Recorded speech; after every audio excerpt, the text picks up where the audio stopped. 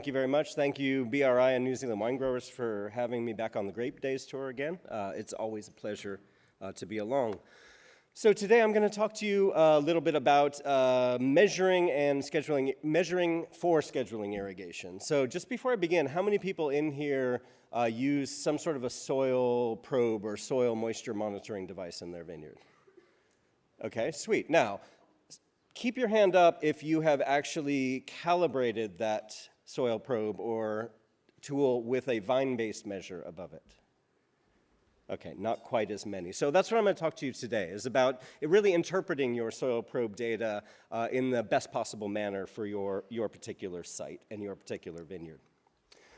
So before we get into the detail of this, I'm going to show a little bit of data, and so I want everybody to be familiar with the language that I'm using. I'm going to talk about vine water potential, which is really a measure of how hard the vine is having to pull to get water out of the soil. And it's a weird metric in that it's negative numbers because we're measuring suction. And this water potential directly influences vine behavior, vine growth, and vine physiology. So basically, when vines are happy and well watered, their numbers are less negative. So 0 to -5 bars is basically no water limitation at all.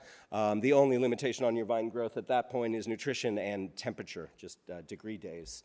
As you start to dry down a little bit more and you start to get into -6, -7, -8, -9 bars, you start to slow shoot growth. The vines aren't stressed yet, but they're getting the signal that more leaves is not necessarily beneficial at this point. If you dry them past that point, you start to get stomata closing, and photosynthesis starts to be ratcheted back, which isn't necessarily always a bad thing. I would argue that at certain times and certain circumstances, this is exactly where we want our vines to be. But generally, I'm talking about red wine there. So this project is focused on white wine.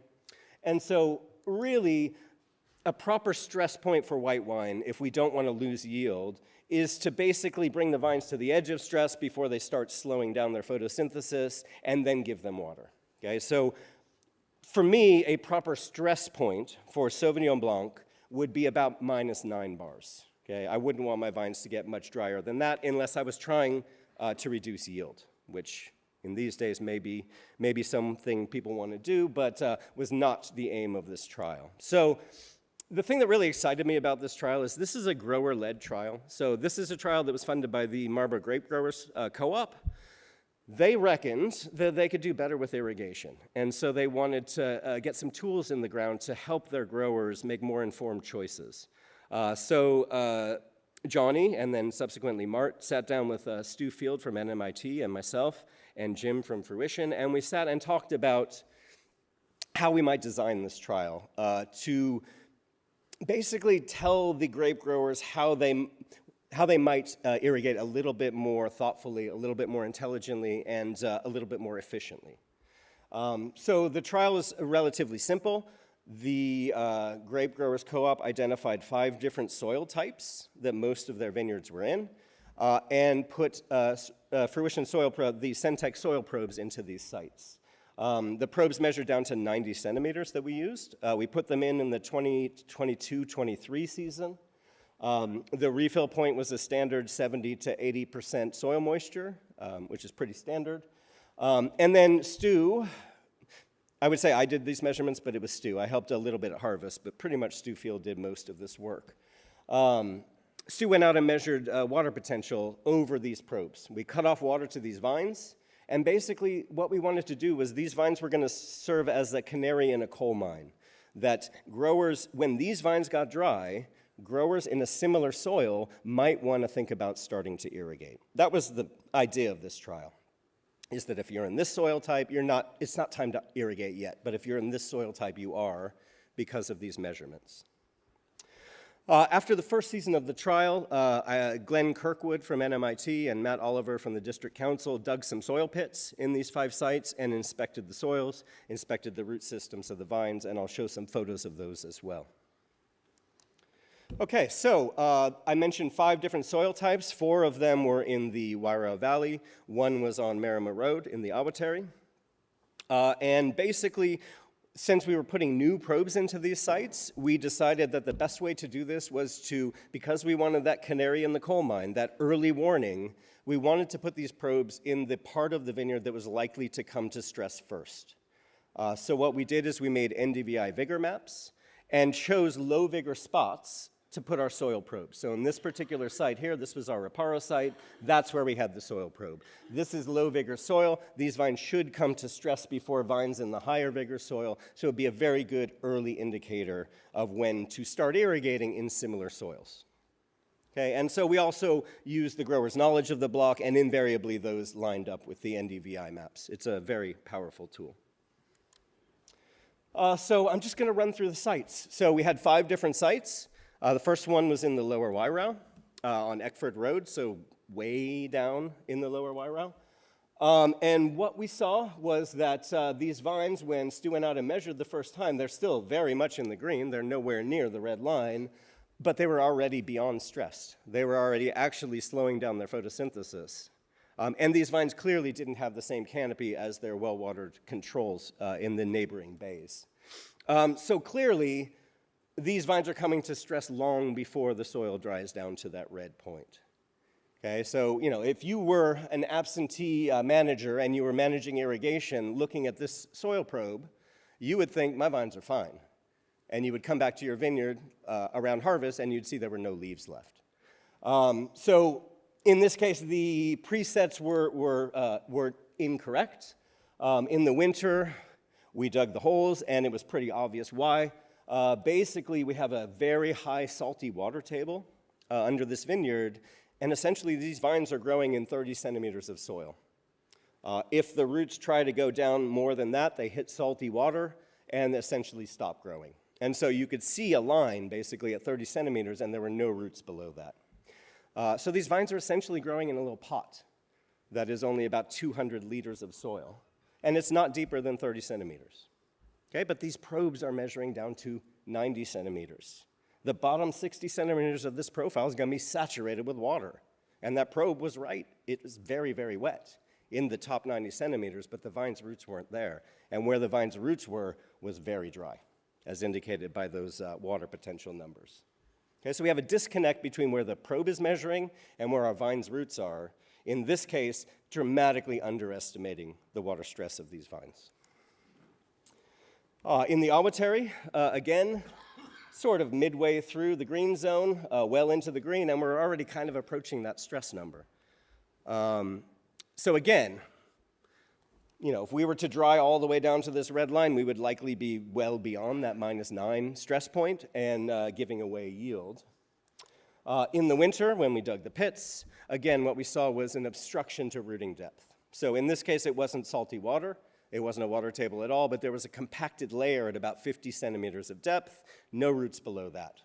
Okay, so there could be all the water in the world in that bottom 40 centimeters of soil there, but the vines can't get it.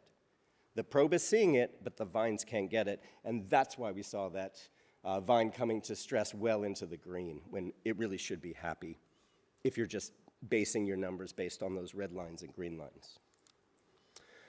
Our third site, the vines got quite far into the red. We're about 20 millimeters into the red here before we start getting into the -9s, into that sort of actual stress point. So in this case, the red line was a lot closer, but in this case, it was actually overestimating the stress. The vines were reasonably happy in the red line. They were by no means about to die or anything like that. Okay, so you can probably guess what the soil pit looked like. Lots of roots into the mid-row, no barrier to rooting depth, and roots below the probe. Okay, so water that this vine has access to that your probe is blind to.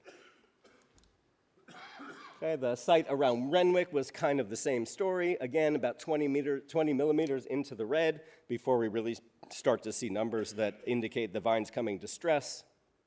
And again, when we dig the pit, no obstruction to rooting depth. Large root systems, deeper than 90 centimeters.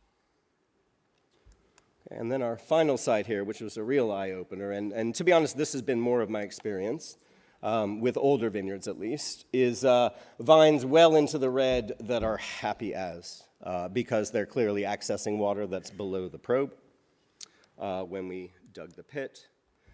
This one's actually quite close to my house, so I know these soils quite well. There's a little gravel layer at about a meter down, but basically it's just silt above that, silt below that, and there's a water table about 2.5 meters down, and based on these numbers, these vines are clearly in the water table, okay? The probe's right, the top 90 centimeters are dry as hell, but the vines are perfectly happy because they've got their feet in that water table. This is a vineyard that never needs to irrigate.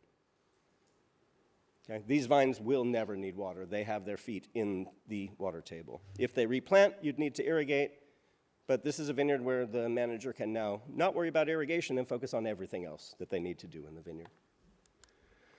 Okay. So, most of us don't get a chance to put a new probe into a vineyard. We often get a vineyard that has a pre-existing probe, and we have to make the best information we can with what we inherit. Okay, so, the trial I just described was best practice. We're putting in new probes. We did an NDVI map. We put them into the low vigor area, and we calibrated them in the first season. I would say this is best practice. You can still calibrate existing probes, but you need to get an idea of where they are in relation to the vigor of the rest of the block. Okay, so there's still an NDVI component here, and perhaps you might be measuring more than one area of the vineyard. Okay, so I wrote a little blog about the data from that Marlborough grape growers trial, and Jess from Whitehaven contacted me and said, we've got a block that we reckon our probes are not super accurate for, because in the middle of summer, we just cannot keep this block out of the red. No matter how much water we pour onto it, it's in the red, in the soil moisture, and the vines seem to be okay. So we would like to get a little bit more information about this.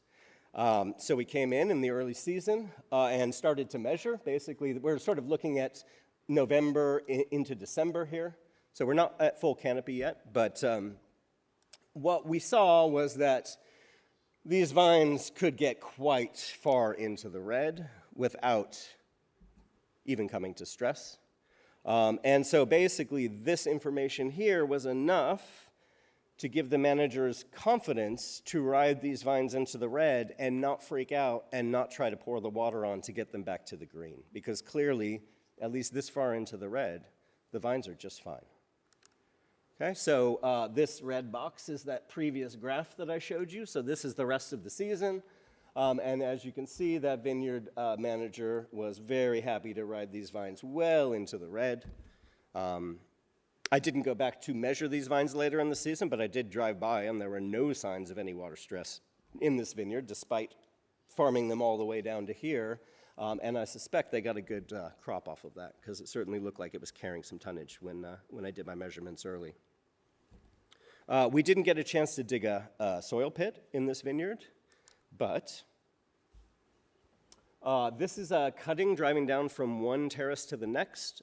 And what you can see here is very clearly, your prototypical alluvial gravels, no barrier to rooting depths here, very friable soil, easy for roots to grow very, very deep. And I suspect if we dug a soil pit at this trial site, we would see that the roots of the vines were going well below the depth to which that soil probe was measuring, and that's where we get that disconnect with the soil probe numbers and the red line. Okay, so if you're placing a new probe, sort of have some ideas for best practice. Before you do anything, you need to define your irrigation goals. So for this trial, for the grape growers trial, the irrigation goal was essentially we don't want to lose yield. We want to be as efficient as possible with irrigation, because we realize putting on too much irrigation means more weed spraying, more trimming, more canopy management, more cost, right? The water may be free, but the downstream consequences of it aren't. So, for red wines, you might have different goals. You might want to limit berry size. You might want to impose some stress. But you need to have those goals first, right? Because what those goals are is going to determine where you place your probe and also how you interpret the data and how dry you allow those vines to get. You need to understand the vine age and rooting depth.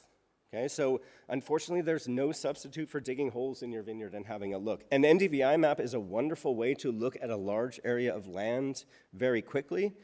But if you see a red spot that says low vigor, that low vigor can come from lots of different things. And until you dig a soil pit to see, you don't know why it's low vigor, you just know that it is. Could be low vigor because it's very stony, could be low vigor because it has a pan, could be low vigor because it has a very high water table, okay? So all of those things will affect vines differently. But certainly you want to use NDVI as a starting point, okay?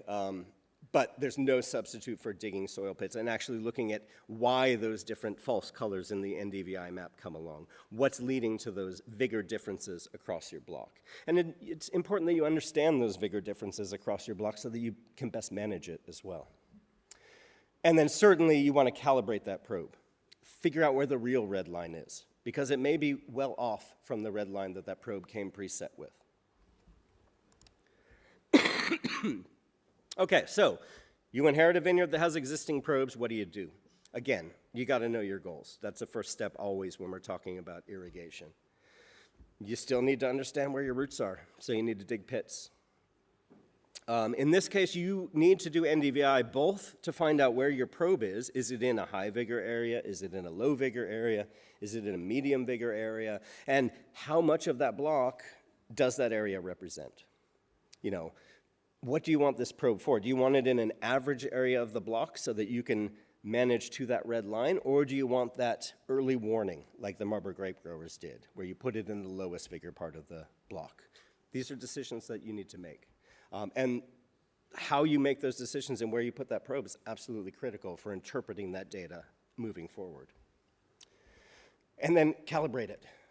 You don't have to recalibrate your probes very often. Your roots do grow into the soil, so your vines will need less every year if you're good with your water.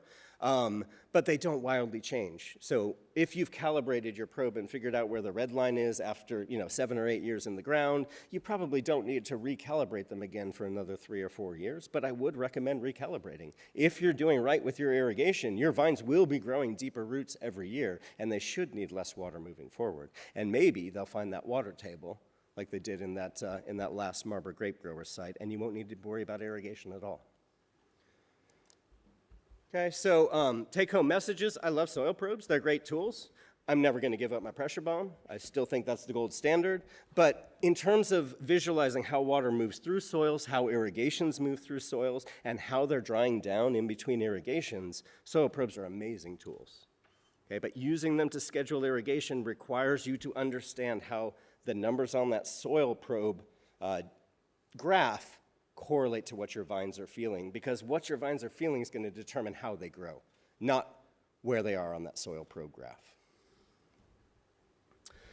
And then finally, just I want to rep for grower-led trials. I love this. I'm a applied research guy. That's what floats my boat. I love doing research that what we find this year is of immediate use next year, and grower-led trials are the way to do that. Growers know what their problems are. They can work with scientists to find simple experiments like this one to answer their questions and get the most information from the tools that they use. This was a big project. I got to thank the Marlborough Grape Growers Co-op, Mart and Drew, and the participating growers. Thank you so much. We obviously couldn't have done this without you letting us muck around in your vineyards. Like I said, Stu did almost all of this work, essentially. Glenn did the soil pits. Thank you to the Fruition guys for the probes. Again, BRI team. Whitehaven, thank you for having me calibrate your probes. I'm glad your vines were very happy in the red zone. Deep roots are a good thing, absolutely.